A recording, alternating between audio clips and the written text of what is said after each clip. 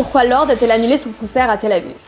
Pourquoi Sally Rooney a-t-elle refusé de travailler avec un éditeur israélien? Et pourquoi les gouvernements étudiants des universités américaines ont-ils empêché des universitaires israéliens de s'exprimer sur le campus? Tout au long de l'histoire moderne, les boycotts sont révélés être un outil puissant pour vaincre l'oppression et faire avancer le changement.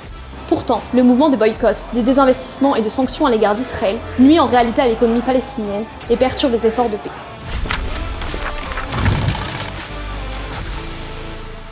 Numéro 1. Le mouvement BDS présente faussement Israël comme un État colonialiste. Pour comprendre l'origine du mouvement BDS, il faut remonter aux années 1920, lorsque les Britanniques avaient fait un coup double en Palestine. D'une part, les Britanniques avaient promis aux nationalistes arabes de former un pays arabe uni qui inclurait la Palestine. D'autre part, avec la déclaration Balfour, ils avaient également promis l'établissement d'un foyer national juif en Palestine. Alors que la machine de guerre nazie déchirait l'Europe, des centaines de milliers d'immigrants juifs ont fui vers la terre de leurs ancêtres. Cet afflux de juifs a compliqué une situation déjà difficile au Moyen-Orient. D'une part, les Juifs ont lancé l'économie locale en attirant des Arabes de toute la région à la recherche d'un emploi en Palestine. D'autre part, de nombreux Arabes ont considéré ces immigrants comme une concurrence, non seulement pour les ressources, mais aussi pour la promesse d'un État pan-arabe unifié. Pour beaucoup d'Arabes, ce flot d'étrangers apparaissait comme une extension du colonialisme britannique, même si de nombreux Juifs de Palestine haïssaient leur suzerain britannique, autant, voire plus que les Arabes locaux. La communauté arabe a donc organisé un boycott dans l'espoir d'étouffer économiquement la communauté juive de Palestine et de la faire partir.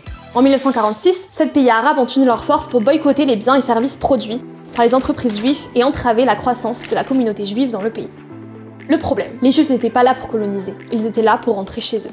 Les Juifs ont vécu sur la terre d'Israël sans interruption pendant 4000 ans, tandis que les Juifs de la diaspora ont passé des millénaires à aspirer au retour. Mais les Juifs qui ont fui l'Europe n'étaient pas au service d'une puissance coloniale. Ils ont plutôt servi le rêve qu'ils nourrissaient depuis 2000 ans, celui d'être à nouveau une nation libre sur la terre de leurs ancêtres. Et c'est sans compter les millions de Juifs qui ont afflué en Israël depuis le Moyen-Orient, l'Asie et l'Afrique. Le BDS a fait de son mieux pour promouvoir un récit convaincant, mais en fin de compte faux, selon lequel les Européens blancs ont fait irruption dans le pays et en ont chassé les autochtones. Malheureusement pour eux, les Juifs et les Palestiniens sont tous deux enracinés dans cette terre. Alors ce récit colonialiste, il ne colle tout simplement pas. Numéro 2. Le BDS n'aide pas les Palestiniens. Le mouvement BDS affirme qu'il est solidaire des Palestiniens. Cependant, certains Palestiniens s'y opposent en avançant l'argument que le boycott d'Israël n'aide pas les Palestiniens ni la cause de la paix. Mohamed Dajani, professeur palestinien et militant pour la paix, a déclaré au New York Times: « Je suis contre le boycott en général. Nous avons besoin de plus de dialogue avec l'autre. C'est pourquoi je pense qu'il ne devrait pas y avoir de boycott général contre Israël, ni de boycott contre les universités israéliennes. » Bassem Eid, défenseur palestinien des droits de l'homme, va encore plus loin. Ce n'est pas seulement que le BDS n'aide pas les Palestiniens, les boycotts contre Israël leur nuisent en fait. Lorsque Ben & Jerry a annoncé en 2021 qu'il cesserait de vendre des glaces en Cisjordanie, il a fait valoir que les Palestiniens perdraient ainsi leur emploi.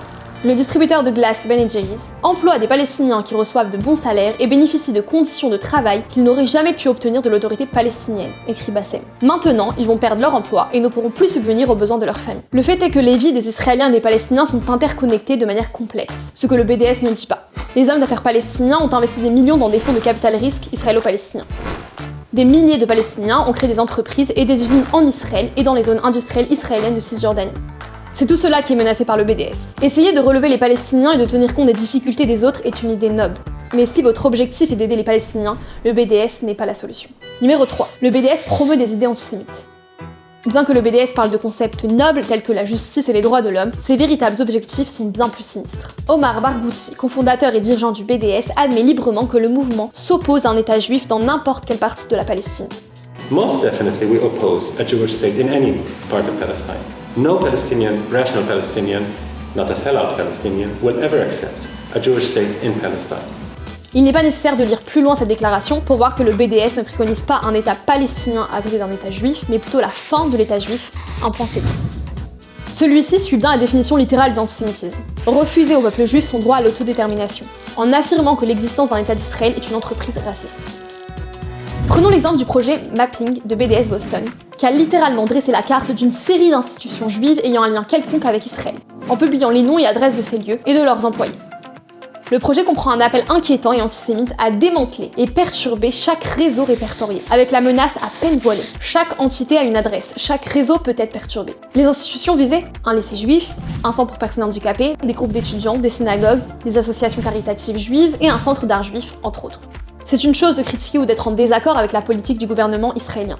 Mais refuser au peuple juif le droit à l'autodétermination et menacer la communauté juive, c'est de l'antisémitisme pur et dur. Numéro 4. Les BDS empêchent la paix. La paix exige un échange d'idées et une compréhension profonde de la culture de l'autre.